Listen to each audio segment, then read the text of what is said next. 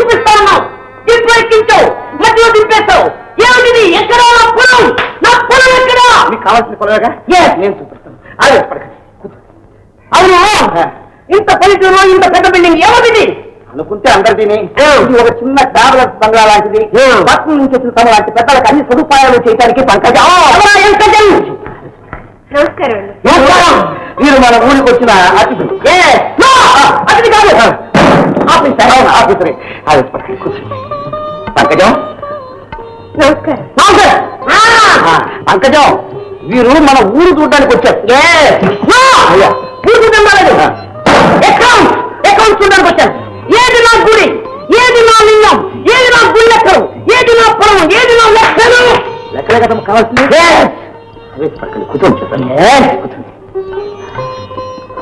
పంకజం, వీరు మన లెక్కలు చూడడానికి వచ్చారు. వీరికి ఘనమైన ఆతిథ్యం ఇవ్వటం మన ధర్మం కదా. ఏమంటావు?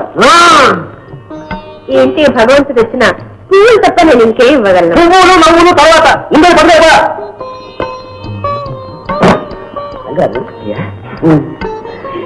నాకు తెలియదు కలుగుతానుగా. ఆ పిల్లలు చూస్తుంటే ఎందుకో నీ అందరికంటే కూడా చాలా మర్యాదగా ఉంటుంది.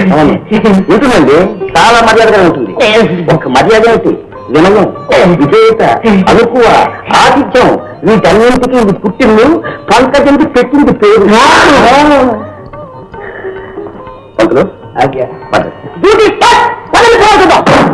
సరే, మీకు అనుభవం లేదనుకుంటాను. రాత్రిపూట అన్ని పొలాలు ఒక్కలాగే కనిపిస్తాయి. ఏది ఎవరిదో, ఏది పండిందో, ఏది ఎండిందో తెలుసుకోవడం కష్టం అని చెప్పి రేపు ఉదయం వెళ్దాం. రంగరాజు సీట్ గా మాట్లాడి నేను క్లాస్ చేద్దాం అనుకుంటాం. చంద చేద్దాం ఉన్నామండి. మొన్న గోపాలపురం ట్రస్ట్ ఏం చేశాను? ఊహించారుగా. ఊహించేదాకా తమరు వెళ్తే నేనేం కాదన్ను. కానీ మళ్ళీ ఒకసారి చెప్తున్నాను, రాత్రిపూట వెళ్ళడం అంత మంచిది కాదు. ఎందుకంటే రాత్రులు అక్కడ దయ్యాలు తిరుగుతూ ఉంటాయి, పాములు పరిగెత్తుతూ ఉంటాయి. పాములు అవునా పరిగెత్తుకుంటాయి. అదే ఈ విషయం నాకు ముందు లెక్క వేయచ్చు కదా. నా తుపాకి తెచ్చుకోండి. అది చేయలేదు కనుక ఈ రాత్రి ఇక్కడ రెస్ట్ తీసుకోండి. మరేం పర్వాలేదు.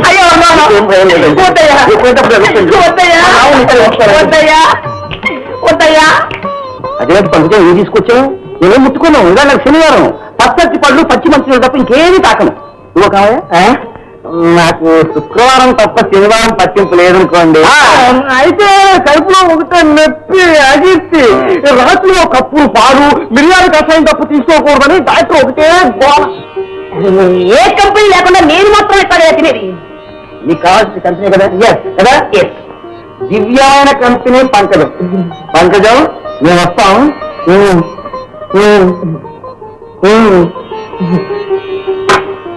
రావడు, అయ్యగారు ఎప్పుడు వస్తారంటే అప్పుడు ఇంటికి తీసుకురా.